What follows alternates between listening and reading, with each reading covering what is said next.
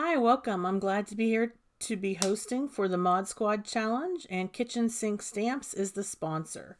I'm going to be using the Spring Daffodil stamp set.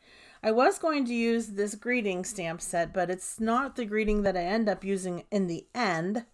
I end up using a greeting from the Honey Bunny stamp set. But in case you're wondering what the stamp set was, with those greetings, it is called Seasons Greetings. Bold, 4 seasons greetings. Like I said, I don't end up using it because it was just too big for the style that I'm creating. So the multi-step daffodil. So we're going to be using some greens and some yellows, and I'm going to be stamping 2 clusters of daffodils to my cardstock. I'm using the Hammermill Copy Color Cover Premium paper. I know that's a mouthful. I'll have that linked below in my description box. It's a Hammermill product that has a super smooth surface. So it's one of those very affordable cardstocks that are fantastic for stamping, alcohol, ink coloring, every type of media it can handle. All right. So I started with Lime Ricky, which is a Catherine Puller ink color, and this is going to give us our daffodil stems. And you want to stamp the stems first. This way you'll have much better luck placing the flower clusters in the right place. The next layer I have with the daffodil stems, I have some more Catherine Puller ink, and I believe I grabbed the green tea. It's either green tea or eucalyptus. Let me tell you in a second here. Oh, I didn't show it. Sorry about that. Oh, there it is. It's green tea. I was right. My memory serves me. Okay. And then the final layer we're going to stamp with eucalyptus. So it gives us that beautiful deep green color of a daffodil. Daffodils are starting to bloom in my yard. Actually, they've already bloomed in my yard.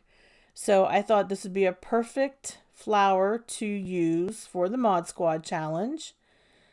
What is the Mod Squad Challenge? Well, you'll just have to check my description box below, which links you to the Mod Squad Challenge. It is a challenge that is on a blog, and basically you have 2 weeks to create a card with the theme that the designer puts forward, and you have the chance to win some fantastic prizes. So the prize for this 2-week period for which I am host is a $25 kitchen sink stamp gift card, which is an awesome prize.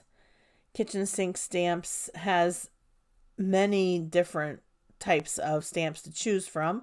I'm using Chiffon ink by Catherine Puller for my most solid layer. And this time the theme is going to be flowers. So if you could create something with flowers and enter it into the Mod Squad Challenge, that would be fantastic. It is a random prize drawing, so you have the opportunity to enter 3 times. And if you use a kitchen sink stamp product, you can have an extra entry. So that's always great. And Kitchen Sink Stamp sells lots of stamp sets with flowers. So chances are you might have a set. Now I'm going to use lemongrass. So lemongrass is more of a greenish yellow. It's like one of my favorite colors, and I think it really just relates so well to a daffodil flower. Daffodils are one of those flowers that come up every year. Even in Pennsylvania where I live, and it gets really cold in the wintertime, we don't have to pull our daffodils out of the ground. They come back every year. And we have miniature daffodils and we have regular sized daffodils. This is Tiara ink, by the way, by Catherine Puller. And you can get daffodils in other colors as well. I know that the bulb company out of Holland used to send me a magazine, and I was always so impressed with the beautiful colors of daffodils. They even had like white with pink in the middle. They were so pretty. So while I am choosing to create daffodils in their traditional color, which is yellow, you could use other colors. Anything you want to do, it's your card. You go ahead and make it the way you want to. Back to the Mod Squad challenge, you do not have to use a kitchen sink stamp set to enter to win. You can use any stamp set you'd like. But again, if you do use a kitchen sink stamp set, you get an extra entry. It challenges up for 2 weeks, and you just have to link it back to your posted card. So say you take a picture of your card and you post it on Instagram or Pinterest or to a public Facebook page. You just have to link it back. Some people have blogs. You don't have to have a blog to enter the Mod Squad challenge, but some people have a blog and they'll post it and link it to their blog. And there are instructions on how to do that. So I want to encourage you, don't let that stop you. And I've also helped people too in the past who were trying to link their card. But yeah, I love seeing the spring flowers in the yard. The tulips, and this is green tea. This is my second layer. The tulips are starting to come up, and we bloom pretty late in the year because we're in a pretty cold area of Pennsylvania. I live in southwestern Pennsylvania in the mountains. So it might already be in Pittsburgh. All of the flowers might be out, but where we live, we're about a week or two behind. And I'm hoping like the trees are starting to get their buds on them. So I'm hoping we don't get a freeze and that it doesn't kill off anything. That was eucalyptus, by the way, the color that I just showed you, the ink, because I would hate to see the lilac bushes not bloom this year, because that's another one of my favorite flowers. I love all flowers. This stamp set also comes with this awesome frog. I love this frog. I'm going to use Lime Ricky for the first layer, which is the one that is like the most coverage, so the lightest color. And then it has 2 more steps, so it's a total of 3 steps. And he is so stinking cute. I actually, off camera, I didn't show you this on camera, but I used some SVG files from Kitchen Sink Stamps, and I cut the frog out with my scan and cut for the card that I made. So I made this card twice. This is my first attempt, and then I did it again, just so I get some really good pictures. And also, when I'm recording, I want to have the best example for you all to see, because I want to just show you that multi-layer stamping is not hard. And as a matter of fact, it's a lot of fun. And the end product are these extremely lifelike images that just pop right off your page. It's just amazing. And Maria, the owner of Kitchen Sink Stamps, does such a great job. Her images are just beautiful. So many fantastic stamp sets to choose from. Okay, what I'm looking at is called a stamp layering guide. And so, stamp alignment guide. So the stamp alignment guide helps you to know where to align your stamps to get the best image. And that's a fantastic helper, and it's included in every stamp set that's purchased. You can also go on to the Kitchen Sink Stamps website and blog, and you can check for what they call color recipes. So you may think, well, I don't have any Catherine Polar inks. Not a problem. Maria has created combinations for other types of inks as well. So that's fantastic too. Back to that SVG file that I was talking about. Okay, so when you purchase a stamp from Kitchen Sink Stamps, you want to add that if you have like a scan and cut or a Cricut or a Silhouette machine, you want to add an SVG file, the matching SVG file into your cart. They're 99 cents, but when you buy the stamp set that goes with that SVG, when you go to check out, they're free. So you'll look at it and you'll be like, why do I want to pay 99 cents for this? Well, because it replaces a die. When you buy a die from a stamp company, it's a lot of money. Like, they're really expensive. And so having the option to use SVG instead is great. So for me, what I do is on my Scan and Cut, I will cut out the SVG, and then I will stamp my stamps right onto those SVG cutouts. So that's a nice thing that Kitchen Sink Stamps offers, and I would definitely say that that's another reason why they're such a fantastic company. Not only do they make these fantastic stamps, but also they are saving us money by offering us the opportunity to buy the SVG. And you can also purchase stencils that are to be printed like on your Cricut or on your Scan and Cut or your Silhouette. So I am actually going to use one of those stencils tonight. I'm going to use the cloud stencil.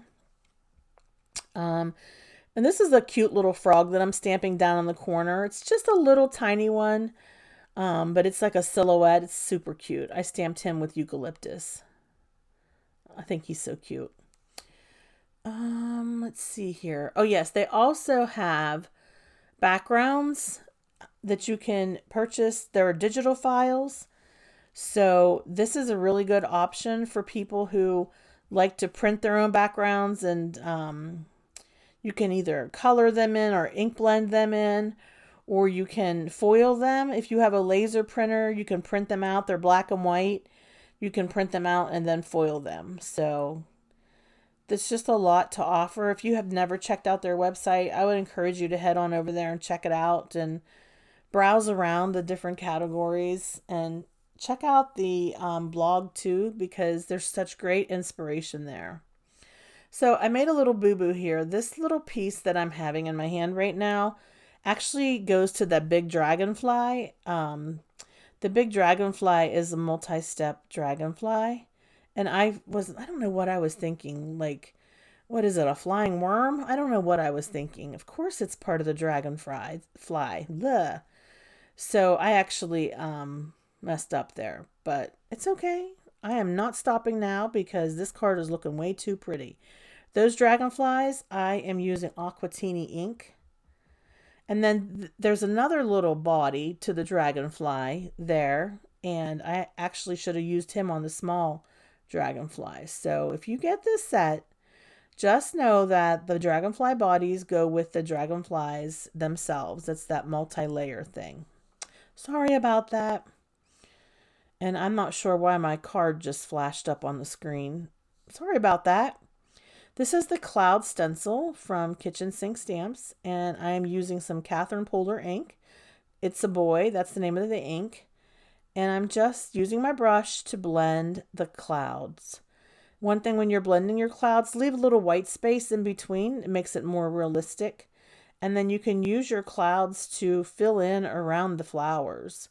You can use it sort of as a mask because you don't want to blend right on top of the flowers, but you can certainly go around. And there's that frog that I die cut, well, with my SVG. Isn't it cute? I popped it up on foam tape. I think it looks great. I really like that.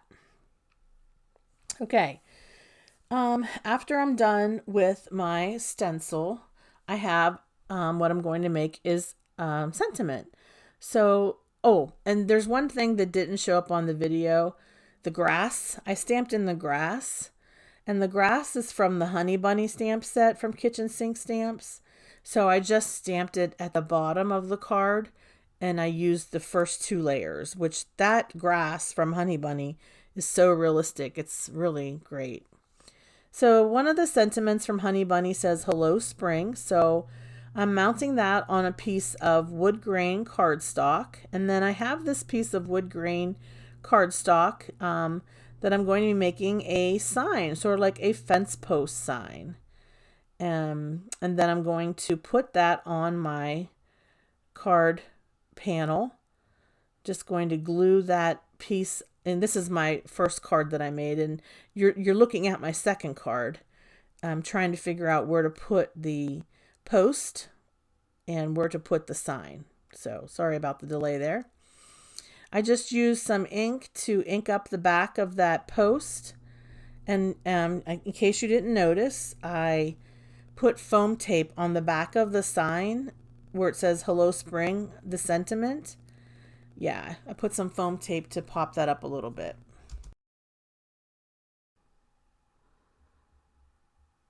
Don't forget to hang out here till the end of the video. I'll have some photos of my finished cards.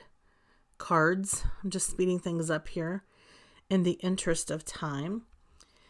Once I have my fence post sign, I grab some of that wood grain background, wood grain cardstock, and I put my panel on top, which is so cute. It looks like it's a fence, doesn't it? And just going to adhere this to an A2 card base, which is 4 1/4 by 5 1/2, and that's it. I'm going to add a little bit of sparkle pen just to make the dragonflies have a little bit of shine to them. And that's all there is to it. So we've got 2 really cute spring cards for you. Thanks so much for watching. If you're new to my channel, I'd love it if you would subscribe. Also, please give this video a thumbs up and leave a comment below. What are your favorite spring flowers? Have a hopeful day. Bye-bye.